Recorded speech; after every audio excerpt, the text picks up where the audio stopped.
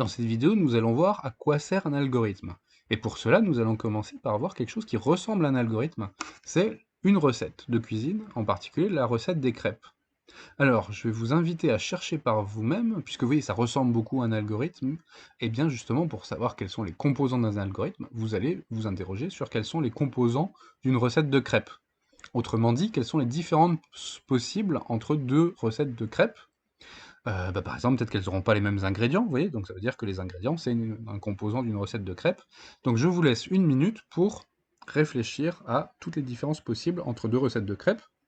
Vous appuyez sur le bouton pause et relecture. Vous notez les différences auxquelles vous avez pensé sur un bout de papier, et puis vous remettez lecture dans une minute pour savoir si vous avez la même liste que moi. Alors, voici la liste, en fait, qui a été bien améliorée ces dernières années avec les différentes suggestions des promos antérieures. Donc vous voyez, on pourrait avoir bien sûr les ingrédients, en précisant les quantités, les unités de mesure. On nous précise aussi le matériel utilisé, quels ustensiles, quels récipients, etc. On va vous donner différentes opérations dans un certain ordre et un certain nombre d'opérations à réaliser. On va vous donner des précisions, par exemple, sur la cuisson. Donc ce que je voudrais dire là, c'est que sur le mode d'opération, vous aurez des détails. Par exemple, est-ce qu'il faut cuire à feu doux? Des infos sur le temps de préparation aussi, vous trouverez ça parfois. La source de la recette, ça va être par exemple son URL, ou le livre dont elle est tirée. Le nom de la recette, ça va être son titre. La date, soit la date de publication de l'ouvrage, soit la date qui se trouve sur la page internet que vous êtes en train de visiter, qui contient la recette. Vous aurez parfois une note moyenne sur des sites internet, vous aurez un score de réalisation aussi parfois, est-ce que c'est difficile à réaliser ou pas?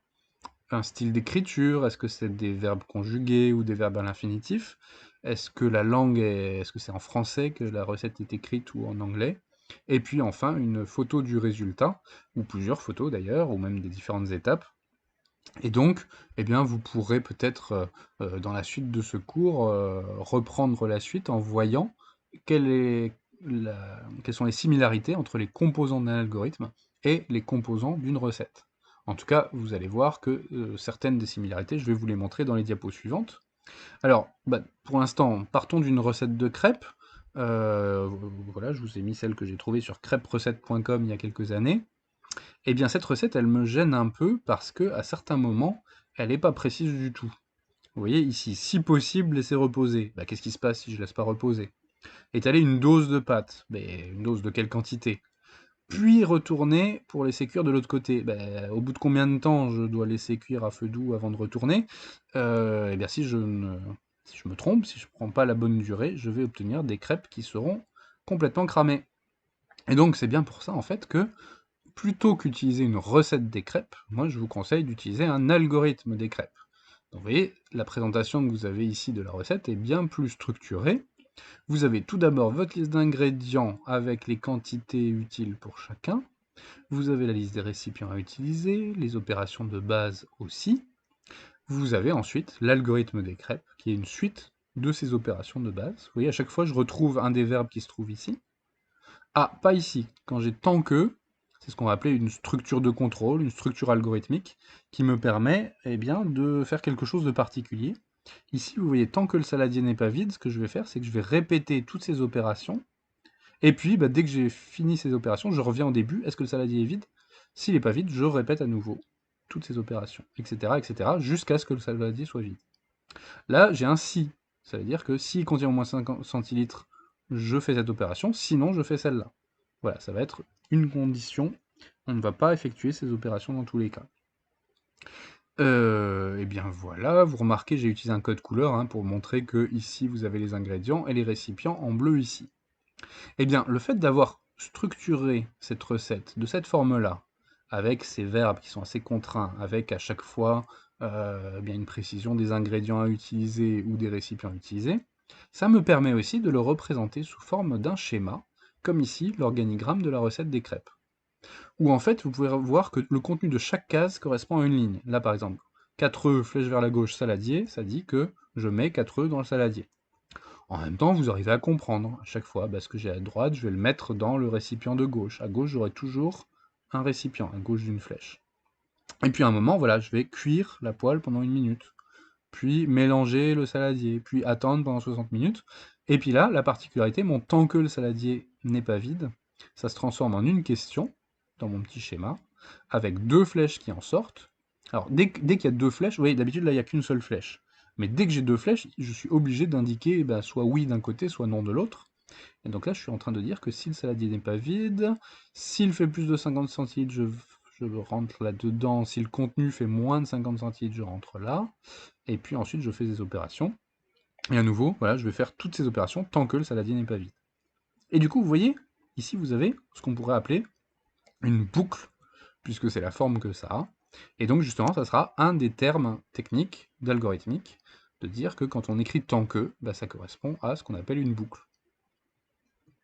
Alors, finalement, on vient de voir que si j'ai mon problème qui est j'ai faim, je veux faire des crêpes, je pourrais écrire une recette de utiliser une recette de cuisine, mais je pourrais plutôt utiliser un algorithme qui va représenter toutes les opérations, les étapes de résolution de mon problème j'ai faim, de manière très structurée.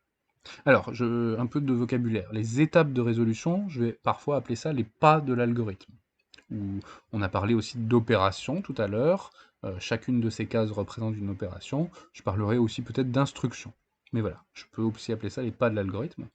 Quand je parle de résolution d'un problème, en fait, j'ai les données du problème en entrée, et puis le résultat de la résolution du problème en sortie. Et donc moi je vous disais, en entrée, là j'avais différents ingrédients, et puis en sortie, je veux obtenir mes crêpes pour résoudre le problème que j'ai faim. Donc ces entrées, ces sorties, je vais vous en donner une petite vision justement schématique, visuelle ici, en vous montrant chaque algorithme comme une boîte. Donc vous voyez, où vous auriez toutes les instructions successives, les différents pas de l'algorithme. Et puis à gauche, on va mettre les entrées, à droite, on va mettre la sortie. Et du coup, vous pouvez imaginer que chaque boîte contient une petite machine qui transforme les entrées pour obtenir la sortie à la fin. Et d'ailleurs, parfois, pour certains algorithmes, on parle de boîte noire.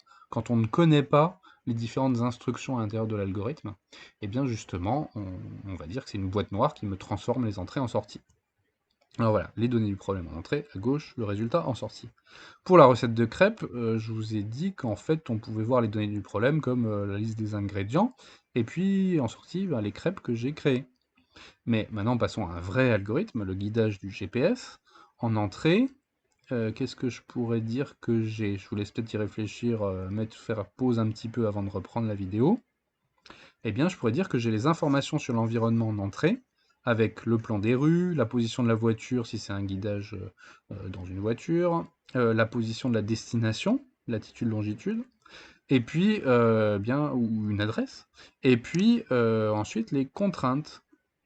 Est-ce que par exemple je suis prêt à prendre des autoroutes payantes ou pas?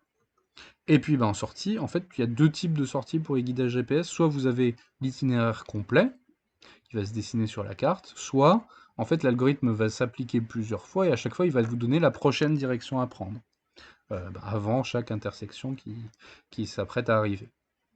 Alors maintenant, essayons avec un autre algorithme, un peu plus mathématique. Là aussi, je peux vous laisser faire pause pour réfléchir à quelles entrées vous voulez mettre. Eh bien, moi là je vous ai mis 2 entiers, du coup je suis en train de vous parler de la multiplication d'entiers.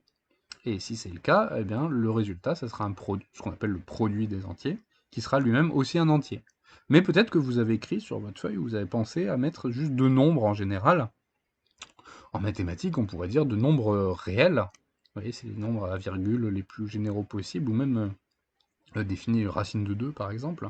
Eh bien, vous pourriez faire la multiplication entre deux nombres réels, et dans ce cas-là, le produit, ce ne serait pas toujours un nombre entier, ce serait un nombre réel aussi. En fait, sur informatique, sur ordinateur, ce sera peut-être plus facile de faire des produits de nombres rationnels, donc des fractions, qui seront aussi des nombres rationnels et qui sont plus faciles à représenter que les nombres réels sur la mémoire de votre ordinateur. Donc voilà quelques exemples, et retenez, je pense, cette vision de l'algorithme qui se trouve entre deux flèches, ce qui vient à gauche en entrée et ce qu'on ressort à droite en sortie. Alors, je poursuis. L'algorithme il sert à transmettre ces étapes de résolution d'un problème de façon structurée et compacte. Structurée pour que ce soit facile à comprendre. On a vu, il y avait moins de flou que dans une recette écrite en français. Compacte pour que ce soit facile à transmettre. On va faire tout ça à partir d'opérations de base. On avait vu celle de la cuisine. Ça permet de s'assurer que les opérations de base sont bien maîtrisées par la personne qui va lire l'algorithme. Par exemple, quand à un moment je mettais faire cuire un récipient, voilà, laisser cuire pendant X minutes, bah, en fait, si je me rends compte que la personne à qui je transmets l'algorithme ne connaît pas cette opération de base, bah, je pourrais presque dire que c'est elle-même, cette opération, un algorithme. Et que je n'ai qu'à lui donner l'algorithme de laisser cuire pendant X minutes. Par exemple, première opération, j'ouvre le gaz et j'allume le gaz. Deuxième opération, je mets le récipient sur le gaz. Troisième opération, je déclenche un minuteur sur mon téléphone. Quatrième opération, j'attends le temps souhaité. Et quand le minuteur sonne, cinquième opération, j'arrête le gaz. Donc voilà, c'est un moyen de décrire une opération de base qu'on n'aurait pas, qu'on ne maîtriserait pas quand on lit l'algorithme. Et donc un moyen de s'adapter aux connaissances des personnes qui vont utiliser l'algorithme. Et puis enfin, je tiens à préciser que un algorithme, c'est indépendant d'un langage de programmation. En fait, vous pouvez utiliser un algorithme pour décrire un problème qui se traite sans ordinateur, on l'a vu pour les crêpes par exemple, et en tout cas, il est aussi possible de comprendre un algorithme sans apprendre un langage de programmation. Vous avez vu que là, c'était du français assez compréhensible, et puis là, même si c'est schématique, on comprend aussi. Donc voilà, pas obligé d'apprendre un langage de programmation spécifique, et même pas besoin d'en apprendre un en général. Et d'ailleurs, vous allez le voir dans ces différents exemples de ma petite minute culturelle, qu'en fait, il y a eu des algorithmes bien avant qu'il y ait les ordinateurs. Euclide, dans l'Antiquité, a proposé un algorithme de calcul du PGCD de deux nombres, le plus grand commun diviseur qu'on utilise par exemple dans des calculs de fractions.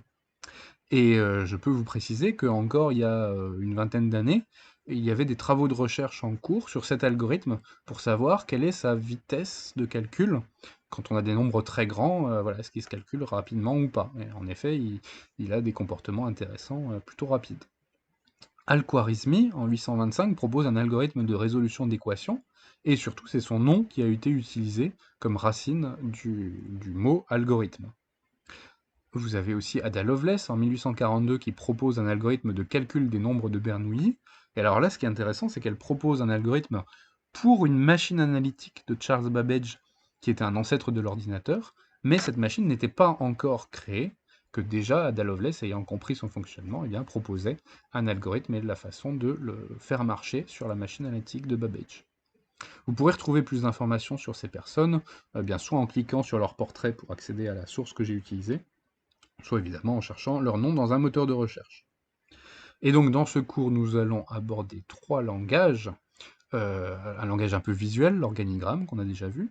Le pseudocode, ça correspond à la diapo d'avant, là, les phrases en français avec des verbes conjugués.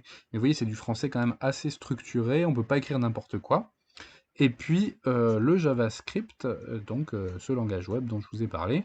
Au second semestre, nous verrons aussi du PHP que vous poursuivrez en deuxième année. Mais voilà, au premier semestre, on aura juste ces trois-là.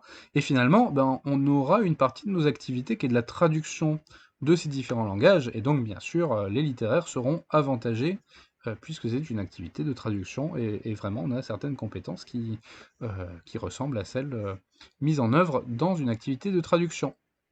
Je m'arrête là pour cette vidéo avant de vous faire découvrir la différence entre un algorithme et un programme.